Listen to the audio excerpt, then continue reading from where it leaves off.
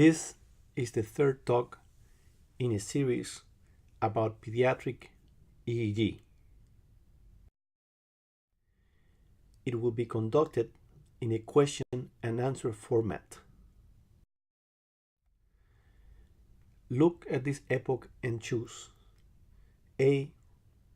Rolandic spike, B. Wicked spike, C. Sawtooth wave, D. Vertex wave. The answer to this question is D. Next question. Which of the following is not true regarding V waves? A. Preceded by a positive wave. B. Asymmetry is better detected by ear referential montage. C. Can be electropositive at CC. D. Produced by visual stimulus. Vertex sharp waves are also called parietal humps. This is a throwback to the times when electrode position was being based on the relation to the skull bones.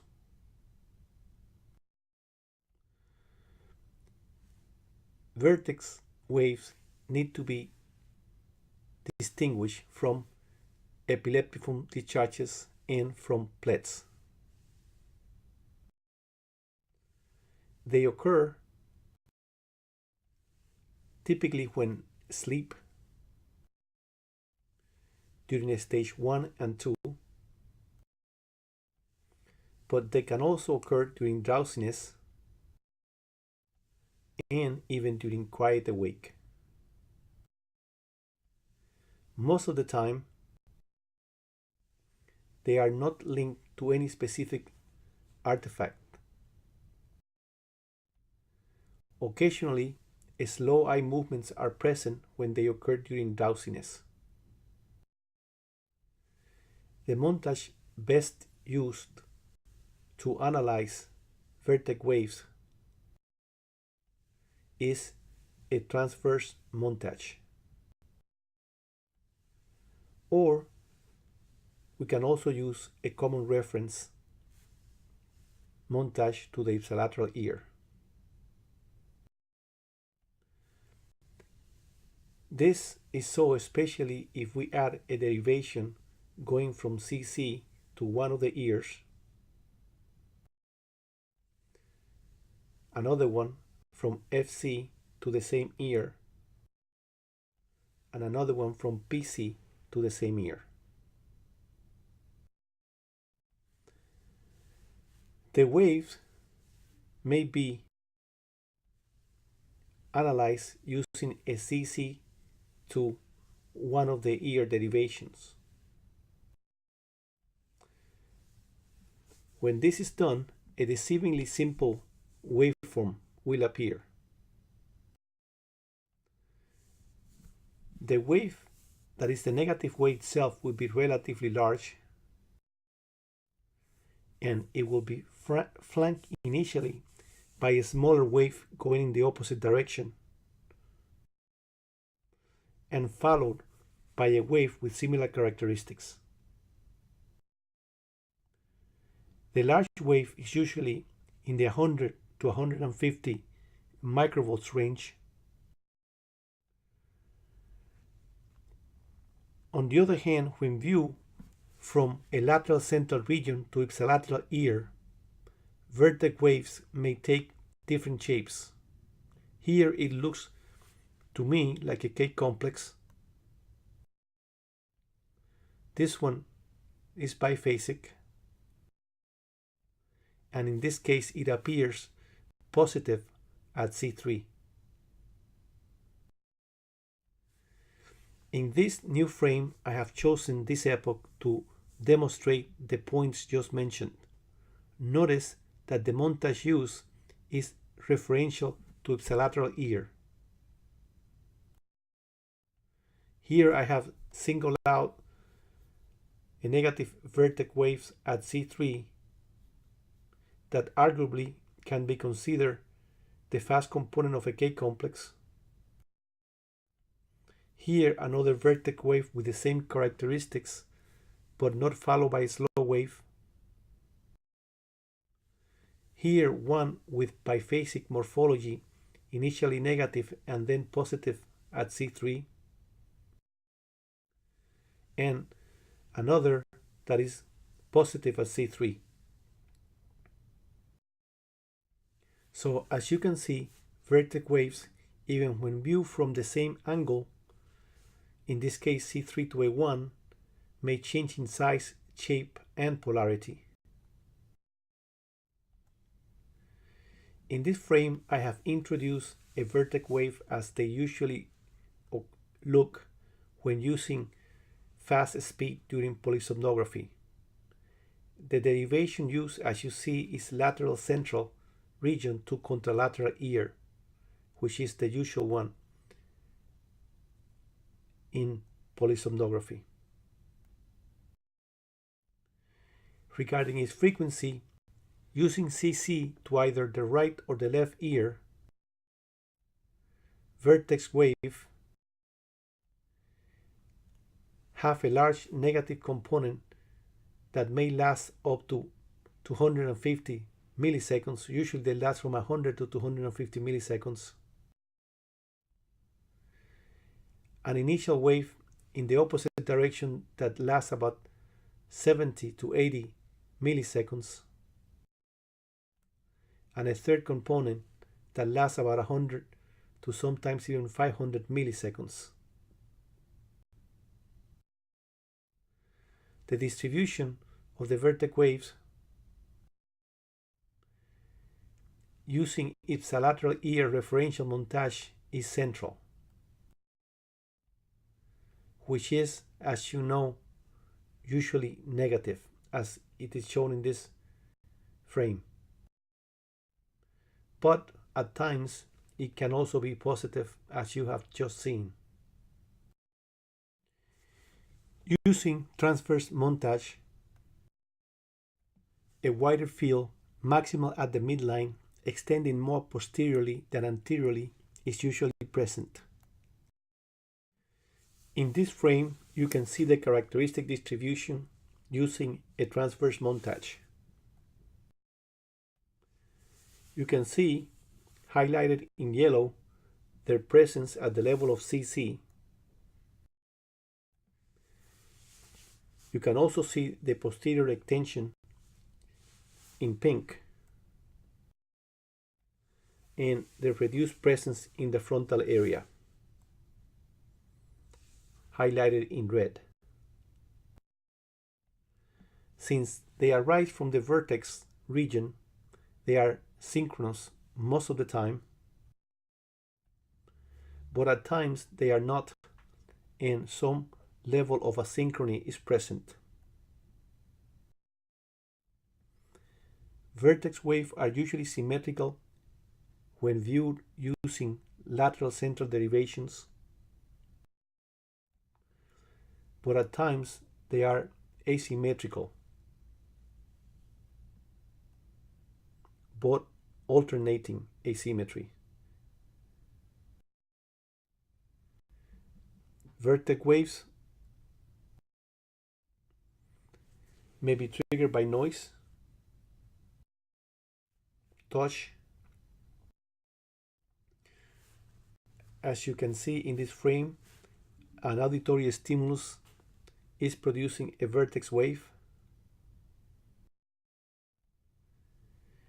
In this new frame, I have enlarged the wave so you can see the slow wave that may precede and the slow wave that may follow the larger negative wave when it is collected from the midline region, as it is in this case. This arrow points to the same phenomenon in the back.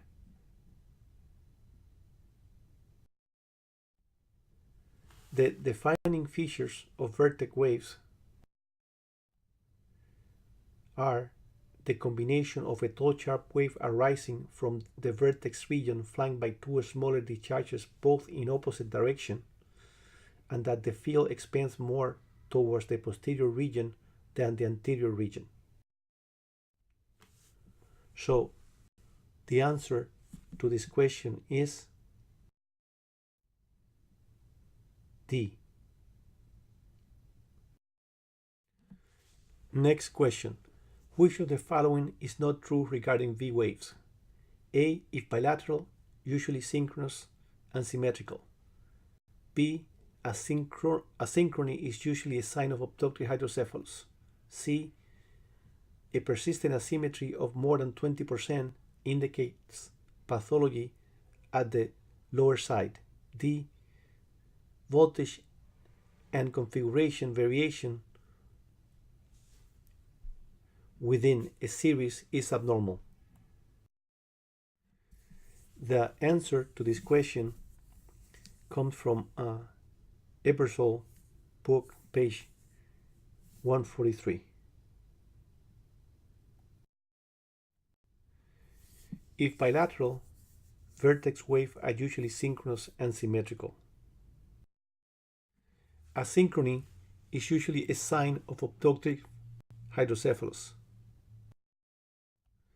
A persistent asymmetry of more than 20% indicates pathology at the lower side. Voltage and configuration variations within a series is normal. So the answer to this question is D. Voltage and configuration variation within a series is abnormal.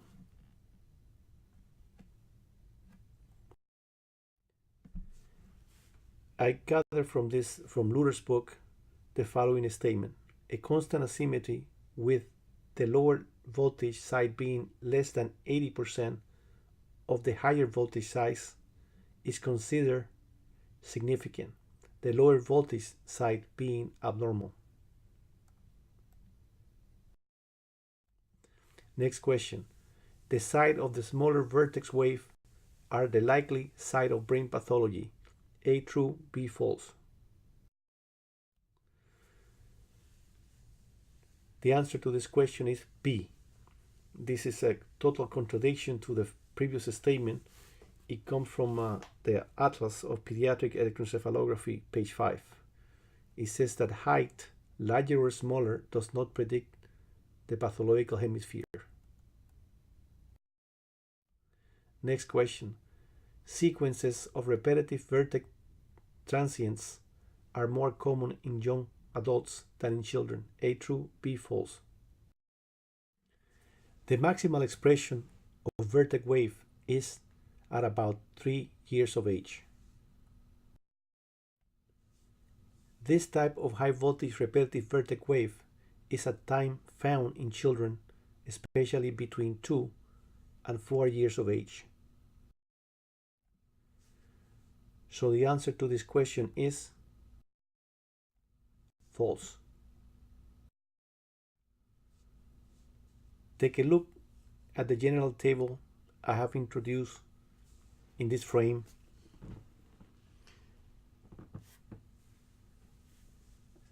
Notice that it highlights those activity that occur in the central region.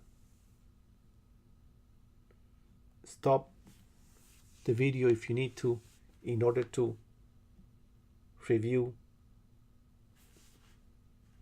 the findings in vertex wave in relation to other waves occurring in the same region.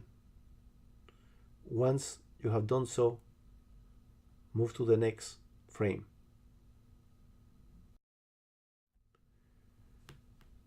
You can see here the multiple names that are used for vertex sharp transients and compared with other structures as I previously mentioned.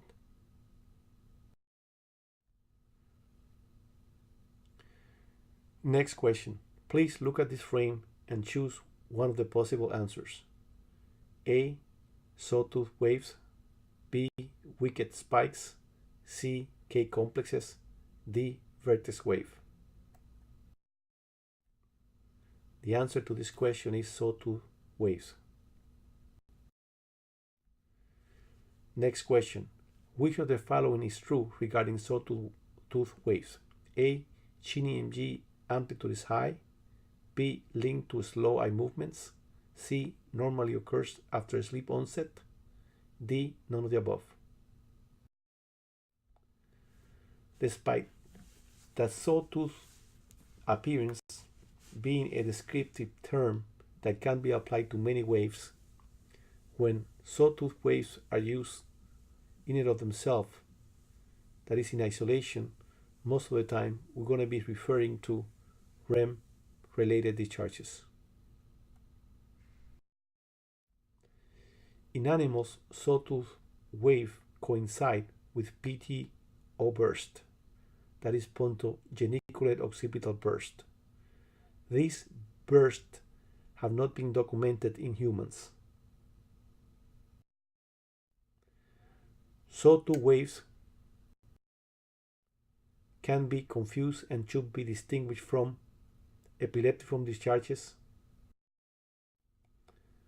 rhythmic mid-temporal theta discharges, and these waves tend to occur during sleep, specifically at the beginning of REM sleep. They are usually preceded by a drop in chin EMG and followed by rapid eye movements. Sawtooth waves are usually best appreciated using a montage connecting CC to an ear electrode. Their amplitude is 20 to 100 microvolts and obviously they have the appearance characteristic of sawtooth waves, as you can see in this frame. Sawtooth wave occurs in runs, and by definition there has to be more than 3 consecutive sawtooth waves to consider them REM-related sawtooth waves. The duration, that is the duration of each wave, is between 200 to 500 milliseconds. Therefore, they occurred with a frequency of 2 to 5 Hz. In this frame, I have introduced a run of sawtooth waves as they usually appear in polysomnography, which is, as you know, done in a much faster speed. The distribution of sawtooth waves is mid-central. They are usually symmetrical, but they may have alternating asymmetry if viewed from C3 and C4 refer to ipsilateral ears. Sawtooth waves occur during REM and they disappear with arousal. They also disappear during non-REM sleep periods.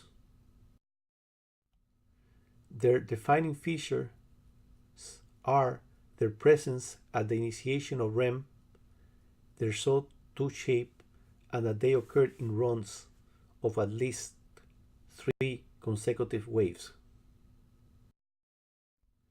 So the answer to this question is D. Please now take a look again at the general chart. You can see that it states some grapho elements that arise from the central region. In this case, I have highlighted in green sawtooth waves so you can look at them and compare with others.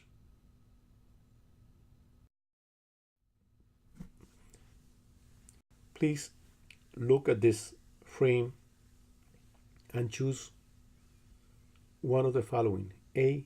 Lambda waves, D. Cone waves, C. Post, D. Vertex waves. The answer is post. Next question. Which of the following is not true regarding positive occipital sharp transients? A. More frequent during daytime naps. B. The initial deflection is slower than the descending phase. C. Voltage difference of 60% is normal. D. Usually occurs as a single wave. Positive occipital sharp transient of sleep are usually first encountered at 4 years of age. They are maximal from 15 to 35 years of age and may be found up to 50 years of age. They are usually seen in records that have lambda waves and prominent photic response. They usually are not present in blind or people with severe amblyopia. They may be confused with photic driving, epileptic sharps, and lambda waves. They occur during sleep, mainly during stage 2 and 3 of sleep, but they may also be present at the end of stage 1. Post are not linked to any artifact. They are best seen using double banana montage, especially if there is added occipital run to it. They also have a sawtooth appearance with an initial slow rise followed by a steeper segment and then a precipitous drop.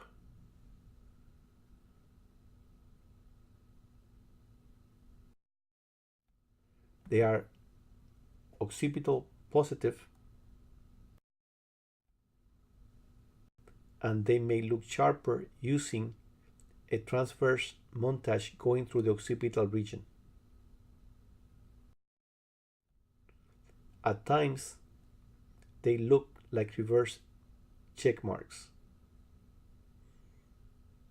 There is one thing that usually distinguishes the shape of post from sawtooth wave of sleep, and that is that the spike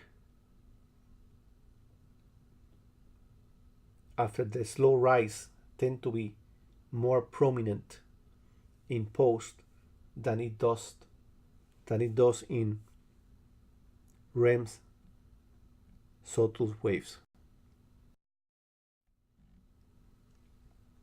I also would like to mention that at times these waves, that is post, have a brisk biphasic appearance. Each wave lasts from 100 to 200 milliseconds. They may occur in isolation with a frequency of about 1 per second, but more often they occur in runs of up to 4 to 5 per second. Posts are positive at the occipital region. That's why they are called positive occipital sharp transients. They are usually synchronous, but at times asymmetrical.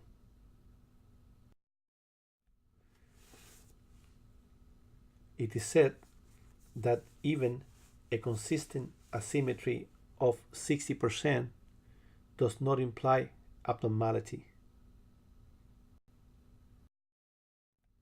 Posts are prone to occur during daytime naps when patients are quickly aroused and allowed to go back to sleep again. The defining features are their positive occipital fields, their occurrence in trains, and that they occur during sleep. In the next few frames, I will show you some examples. This frame shows a positive run in the last 4 derivations. You can see a positive field at the right occipital region at different locations, or that is at different times. Also notice the significant asymmetry between T3 to O1, that is between the wave when captured from electrode placed from T3 to O1, then from capture between electrodes placed from T4 to O2 or O2 to T4. So the answer to this question is D.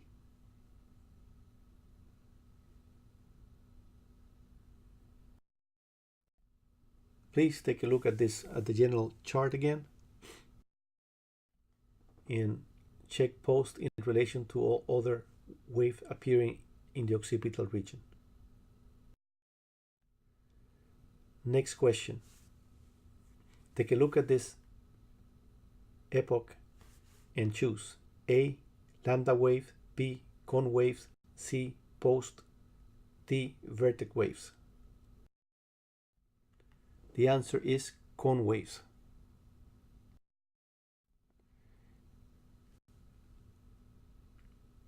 I like to use this terminology because they really look like cones, even if they are upside down cones. Next question. Which of the following is not true regarding cone waves? A, monophasic or biphasic. B, the initial deflection is negative. C, present during REM. D, they are bilateral. Cone waves have also been called posterior slow transients, occipital slow transients, or waves, probably because of the occipital origin, and a slow limboidal of youth. The word slow is certainly overused when referring to occipital waves. There is a slow alpha variant, posterior slow wave of youth, a slow lambda of youth, and posterior slow transients. The word lambdoids and its original root lambda are similarly overused when defining occipital waves. It is used for the typical lambda wave. The term lambdoidal wave is also mentioned in Fish book when referring to post, and then it reads that it should not be used. There is the term of a slow lambdas of youth used for short eye waves, and there is the term slow lambdoids of youth used for cone waves. I try remembering them by thinking that infants may have lambdas and lambdoids, and so can older children. In infant, lambda-shaped activity is called short eye waves. In older patients, lambda-shaped activity is called lambda wave. The term lambdoids is used to refer to cone waves in infants, and the term lambdoid in other children is used to refer to post, as it is in adult, although most recommend that it shouldn't be used. But still you find it in some papers. Another overused word in labeling occipital wave is youth.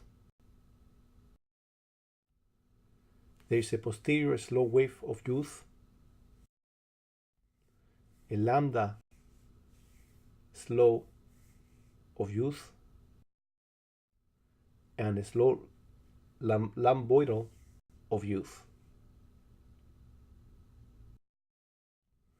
So, for a wave that looks like a cone, it is better to use the descriptive term of cone wave than to use any other term. Cone waves may be seen as early as 6 months of age. They are maximal between 1 and 2 years and are gone by 6 years according to Fishbook and by 10 according to other authors. They have to be distinguished from occipital epileptiform discharges. They occur during sleep, most prominently during stage 2 and 3 of sleep,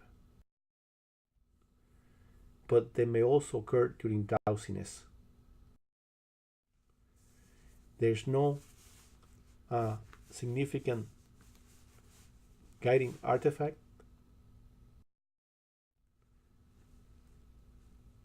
and they are best seen using ipsilateral ear reference montage. They often are monophasic, but at times biphasic. They are either single, measuring about 250 to 500 milliseconds in duration, or they can also occur in runs. Cone waves have an occipital negative field and are usually synchronous and rather symmetrical. They become more frequent as sleep deepens. I think that the most telltale characteristics are the large size of the negative cone-shaped wave and that it sometimes occurs single but very often in runs. So the answer to this question is C. Next, please look at this frame again. Specifically look at the characteristic of posterior slow transients or cone waves. Next question. Look at this epoch and choose A. Lambda waves, B. Cone waves, C. Post, D. PETs. The answer to this question is PETs. Next question. Which of the following is not true regarding BSSS? A. Occur in sleep stages 1 and 2. B. Abrupt up, steeper down spike. C. More frequent during awake. D. Best seen with temporal to contralateral ear. Benign, sporadic sleep spikes are also called benign epileptiform transient of sleep, that is PETs. They are also called benign sporadic sleep transients. also called small sharps, and also called small sharp spikes. I link them to the Roman god Janus because of the many faces they present. Beds present in adolescents and adults. This epoch was recorded connecting scalp electrodes and referred to both ears combined. As you can see, the shape changes almost from second to second throughout the recording. So this shape changing characteristic is what I think they are deserving of being compared with the Roman god named Janus. Another important feature is that they do not disturb the background. This is a very important characteristic. Sporadic sleep spikes are deemed not epileptic by some, while for others they support the diagnosis of epilepsy if they are found in teenagers, which they feel that 80% of them would have seizures, or if they occur with a frequency of more than 2 per minute.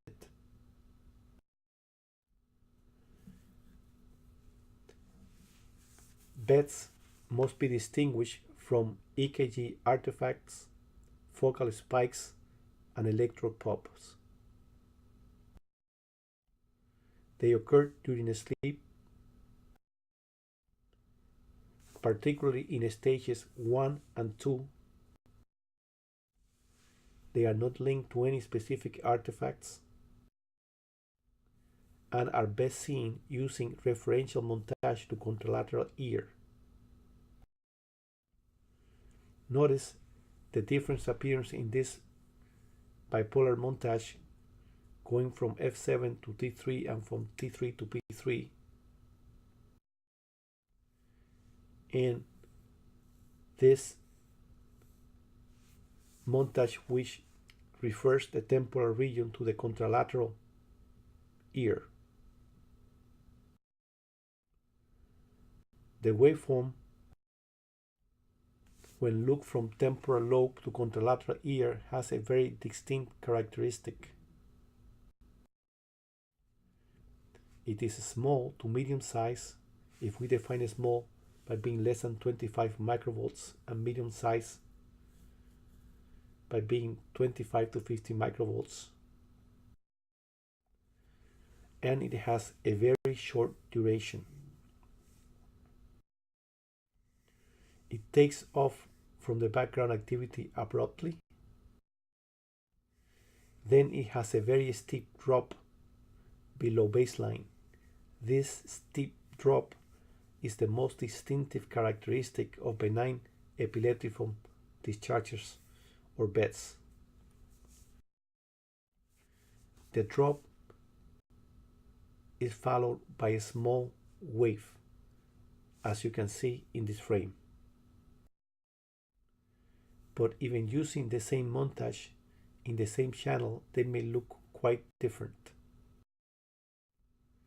As you can see in this frame, in which I have introduced two more beds with their non-characteristic features. One thing is for certain, regardless of the shape, the background activity is not disturbed once the single wave of the complex ends. Beds are always single discharges. they do not occur in trains or runs. Their distribution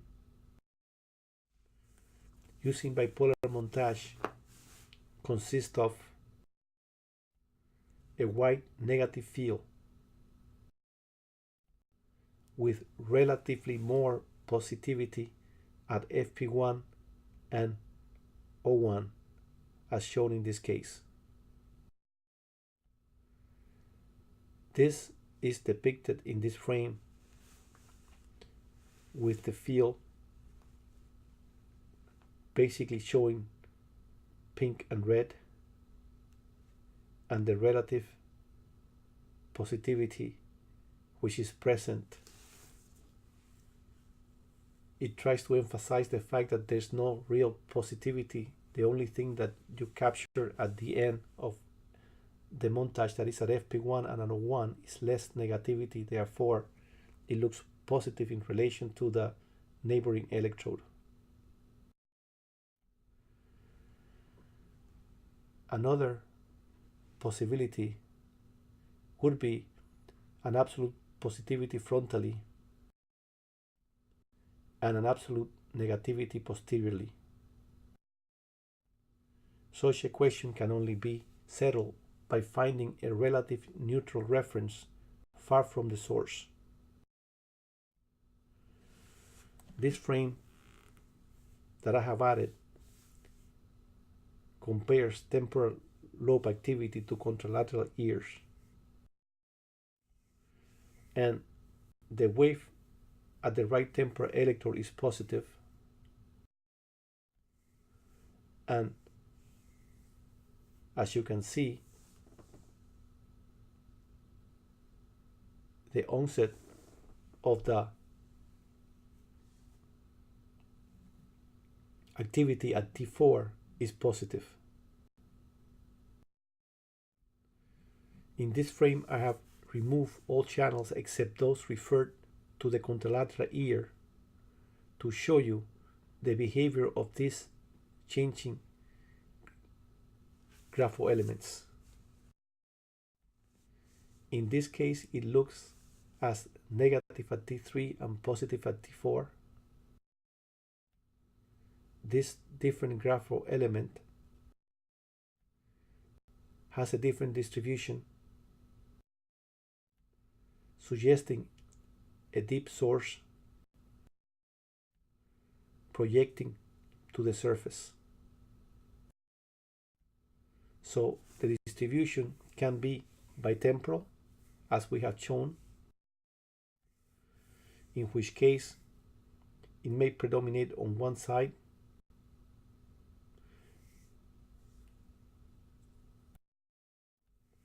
where at time it has an anterior-posterior field opposite polarity, as shown in this frame. Beds have no particular reactivity. The defining feature of beds is small biphasic spike with a steep drop followed by a slow wave when viewed from temporal lobe to contralateral ear. So the answer to this question is C. Next question. Small sharp spikes originate from the posterior mesial temporal cortex. A true, B false. The small size and the short duration of the wave initially suggested to some that beds were an artifact, but this possibility was dissipated in 1979 with the publication of this paper.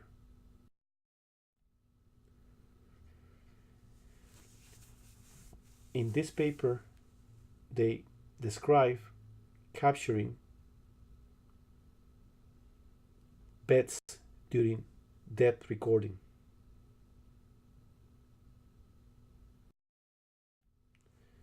Then, in 2002,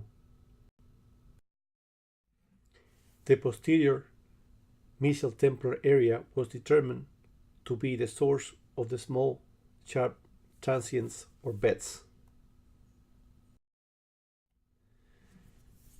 The likely areas where they arise are labeled in this frame.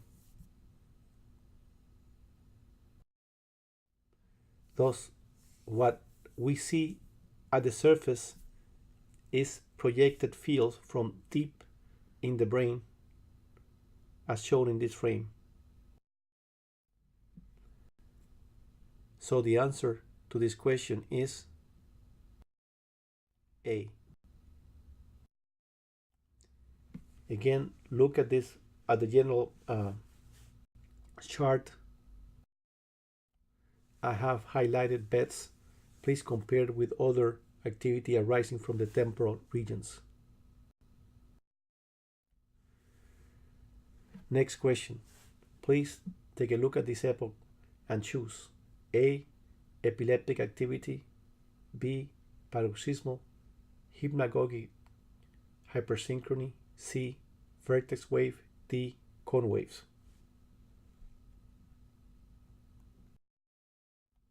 The answer is B. Next question. Which of the following is not a typical drowsiness EEG pattern? A. Paroxysmal hypnagogic hypersynchrony, B. Advent of distinctive graphoelements, C. Advent of slow eye movements and a drop in PDR-like activity, D. Advent of frontal beta activity. The passage from a posterior dominant rhythm or alpha rhythm to a sleep is called drowsiness. Often, this passage is characterized by the appearance of slow eye movements and a drop in the duration and frequency of the posterior dominant rhythm.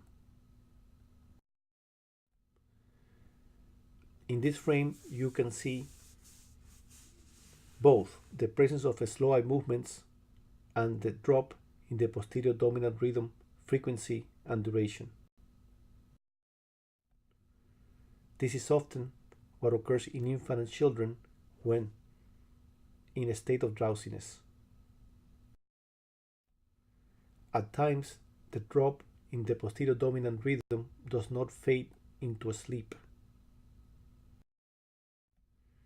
But after a progressive drop in the posterior dominant rhythm or alpha rhythm, a brief period of diffuse high voltage slow activity occurs for a few seconds or even minutes before sleep becomes established. This activity can be in the delta range, as it is in this frame, or in the theta range, as you can see in this frame. At times, a more conspicuous activity occurs, characterized by anterior theta slowing prior to a sleep onset. This pattern is more frequent in infant and young children. Please notice the anterior and occipital areas enclosed by the green rectangles. Notice the drop in frequency. In addition to these two patterns, a third pattern characterized by a quick transition from moderate amplitude alpha rhythm or posterior dominant rhythm to generalized high voltage synchronous wave is at times present during drowsiness. This pattern is called continuous hypnagogic hypersynchrony and is also often seen during infancy. A fourth drowsy pattern seen in pediatrics is called paroxysmal hypnagogic hypersynchrony. As you can see, it is characterized by a brief and sudden synchronous increase in voltage. In addition to these four patterns, we may also encounter the appearance of posterior beta rhythm as an expression of drowsiness. So you can see in this frame, notice the low voltage beta activity pointed by the arrow arising in the occipital region. The last drowsiness pattern that usually occurs in children is the appearance of graphoelements characteristic of drowsiness. These graphoelements include 6 per second spike and wave, 14 and 6 positive burst, huge N waves, rhythmic mid-temporal theta discharges, wicked spikes, cone waves, Zeigarnik rhythm, OIRDA, that is occipital intermittent rhythmic delta activity, FIRDA, frontal intermittent rhythmic delta activity, and temporal intermittent rhythmic delta activity. OIRDA and FIRDA may be normal or abnormal. When present with focal slowing, they may indicate impending cerebral herniation. The association of TIRDA with drowsiness is very tenuous, and indeed it may be that saying that TIRDA occurs during drowsiness is actually misrepresentation, a misrepresentation of the fact that patients with mild encephalopathy, they behave as if they were drowsy, and once they get stimulated and they arouse, the TIRDA goes away, but is a sign of mild encephalopathy and not really of drowsiness. So the answer to this question is D. Next question. In paroxysmal hypnagogic hypersynchronicity, the intermixed low amplitude spikes have a consistent relation with the slow wave. A true, B false. Paroxysmal hypnagogic hypersynchronicity must be distinguished from generalized seizure patterns. It is obvious that these graphoelements occurred during drowsiness. Hence, slow eye movements often coincide with it. Paroxysmal hypnagogic hypersynchronicity are best viewed using ipsilateral ear referential montage.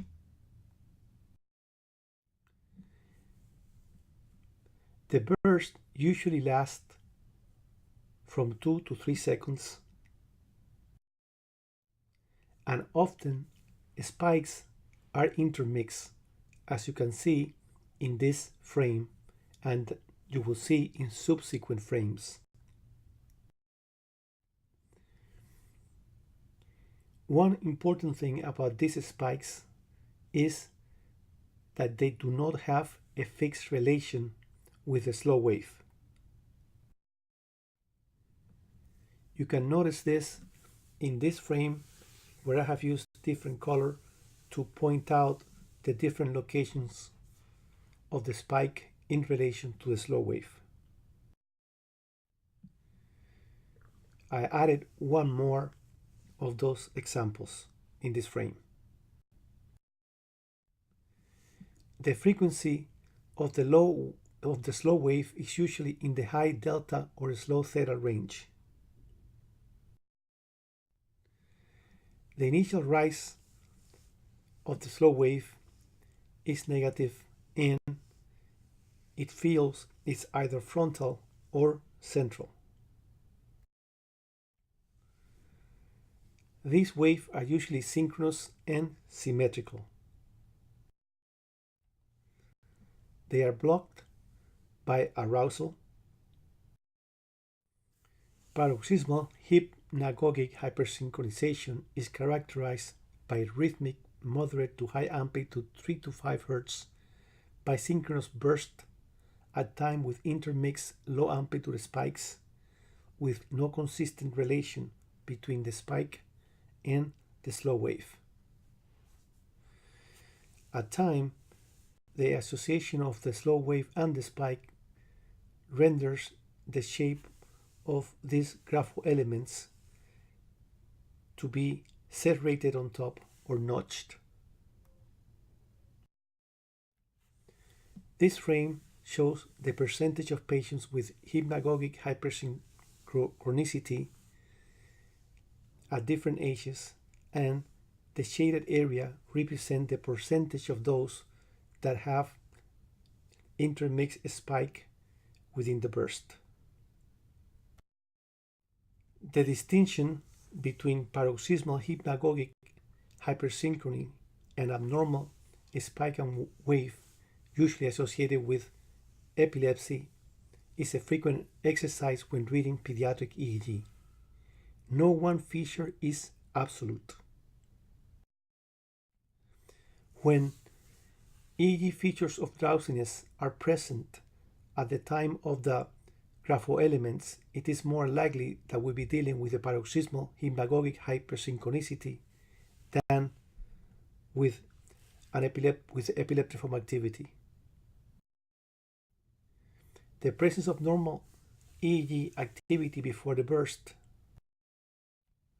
and after makes it likely that we're dealing with paroxysmal hypnagogic hypersynchronicity.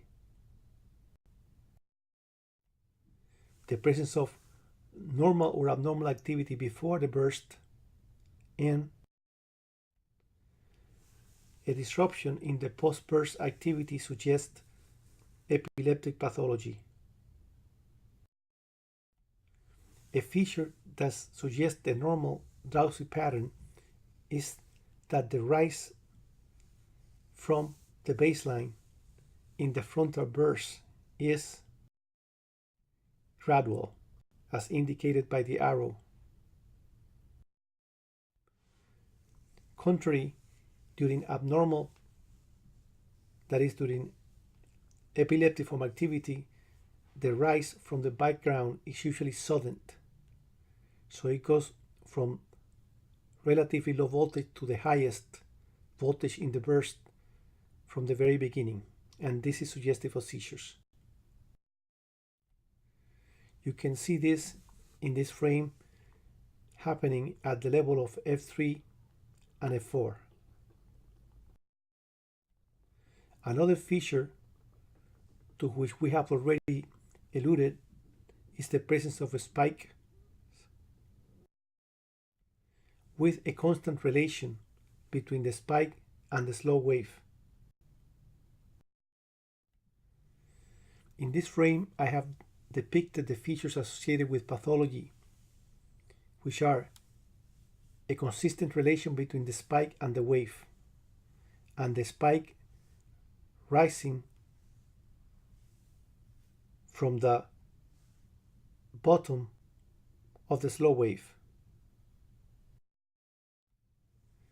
Paroxysmal hypnagogic hypersynchronicity courses with an inconsistent relation between the spike and the wave, and the spike often is at the top of the slow wave and not at the bottom. So the answer to this question is false. Next question. Look at this frame and choose A. Siganek rhythm, B. Oida, C. Phi rhythm, D. Cone waves. The answer to this question is B. Next question. Which of the following is true regarding occipital intermittent rhythmical delta activity? A.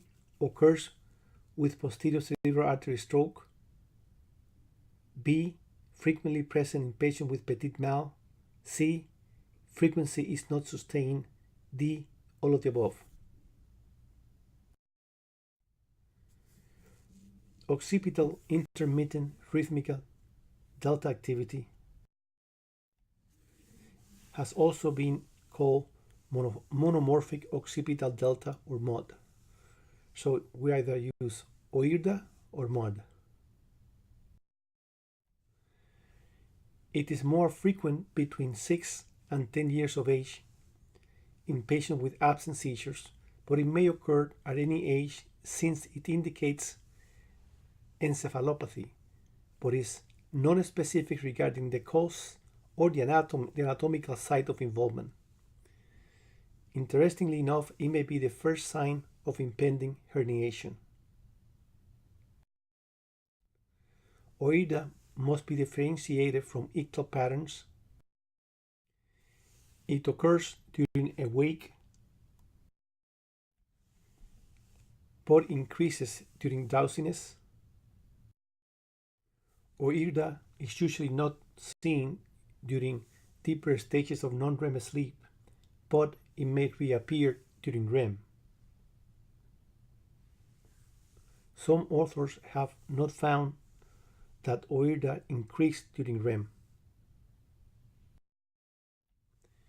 Eye movement artifacts and the rhythmical activity of OIRDA. OIRDA is well appreciated using bipolar montage,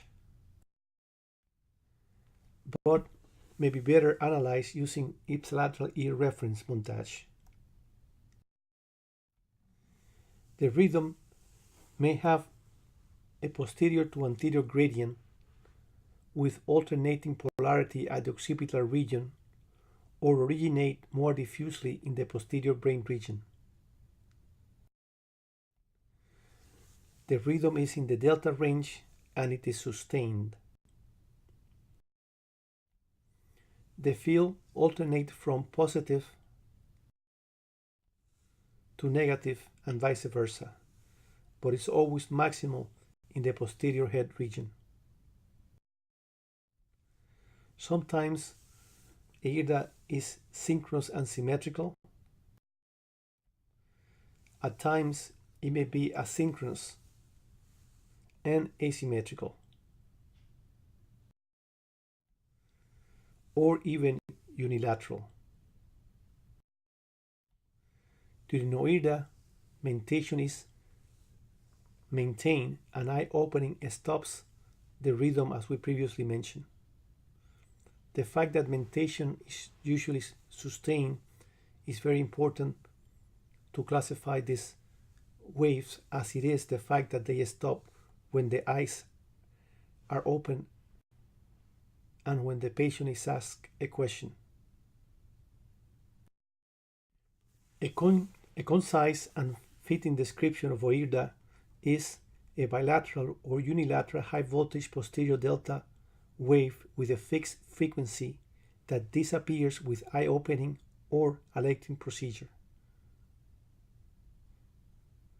It is important that you do not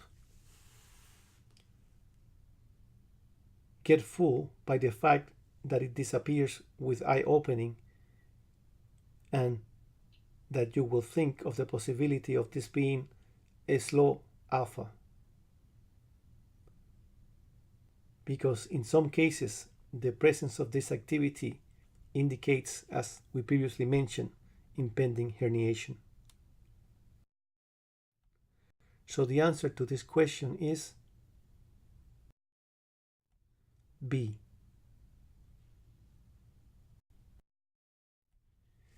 Next question. Please take a look at this epoch and try to choose the best of the possible answers. A. 5 rhythm. B. Sharp OIRDA. C. 6 Hz positive burst, D. 6 Hz spike and wave. The answer is D. Next question. Anterior and posterior predominant 6 Hz spike and wave have the same clinical significance. A true, B false. 6 Hz spike and wave, also called fast spikes and wave, and phantom spike and wave. The term phantom is used because the spike is hidden by the slow wave. This grapho element tend to occur mainly in teens and young adults. It is considered a normal variant that occurs in a few healthy patients. The term fold, F-O-L-D, is used to refer to 6 Hz spike and wave when it occurs in females during drowsiness, arises from the occipital lobe, and the spike has low amplitude. This type of 6 Hz spike and wave increases with the use of intravenous Benadryl, and it is a benign grapho element. On the other hand, when 6 Hz spike and wave occurs in male while awake, are anterior, and the spike has higher amplitude, they support the diagnosis of epilepsy. This frame indicates the localization of these two types of phantom spikes and wave. So the answer to this question is false. Next question. 6 Hz spike and wave complex arise from the cingulate posterior gyrus. A true, B false. 6 per second spike and wave complex are localized, or the source is the posterior cingulate gyrus.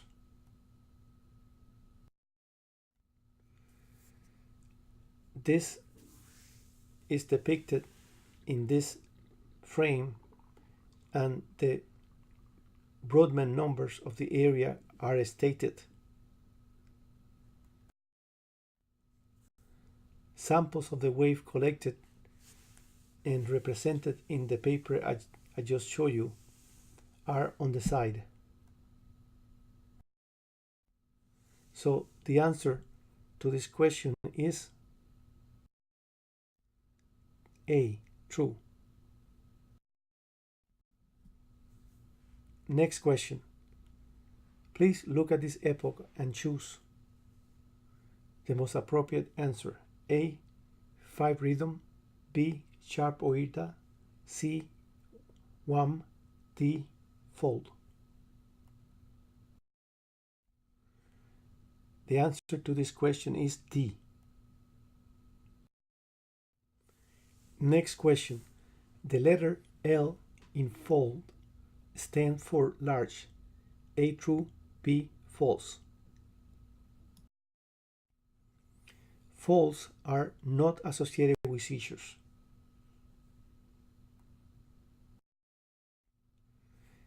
They need to be distinguished from occipital epileptiform activity and also from lambda waves.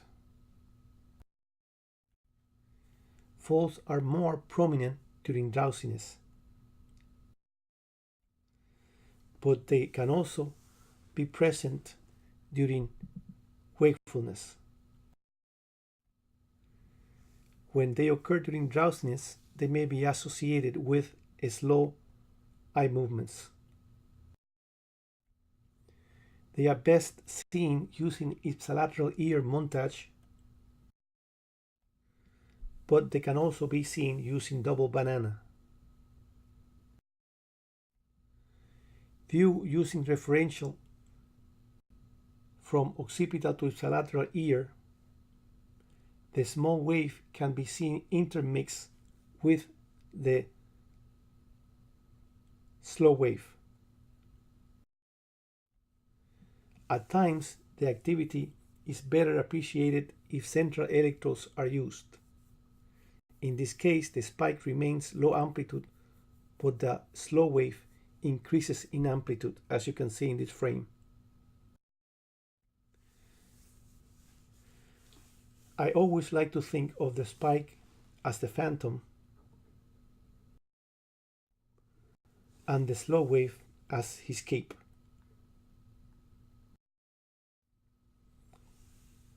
In this frame, you can appreciate what we have just mentioned regarding the position of the spike and the wave and the size of the spike in relation to the wave.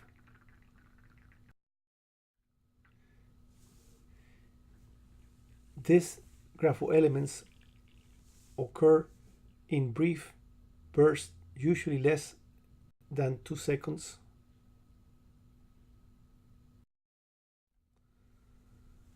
Phantom spikes frequency is, as it is indicated by its name, about 6 Hz, although at times they could be 5 or 7 Hz.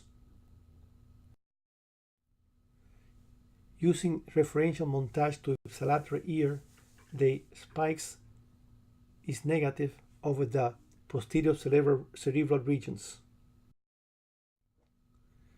Often they are synchronous, but sometimes they are very asymmetrical. Phantom spikes and wave disappear during deep sleep stages.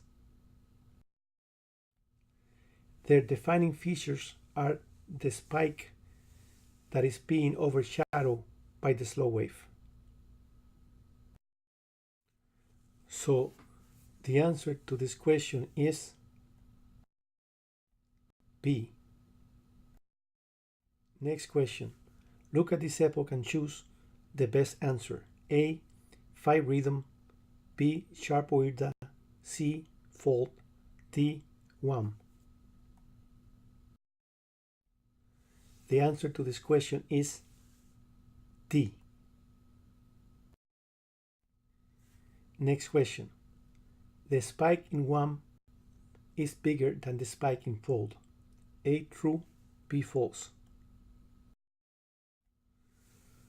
6 Hz spike and wave that we have been calling phantom spike and wave, as we previously mentioned, occurred in 0.2 to 4.4% of healthy people.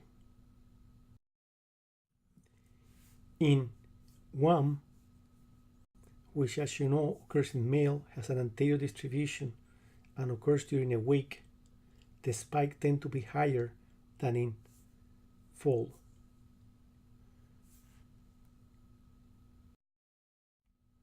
Wham must be distinguished from epileptiform spikes and wave complexes. It occurs primarily during a wake, but at times it can also be seen during drowsiness. When during drowsiness, it may be associated with slow eye movements. This pattern is best seen using ipsilateral ear reference, but it can also be seen using double banana montage. Using a frontal to ipsilateral ear derivation, the complex looks the same as those in folds, except that the spike, at least in some of the complexes, tends to be higher than 45 microvolts.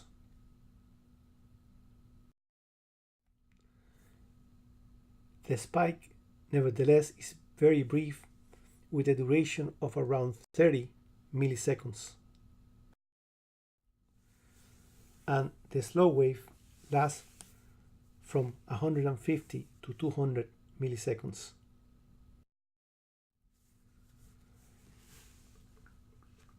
The frequency is, as it's been stated in the name, 6 Hertz, plus or minus 1.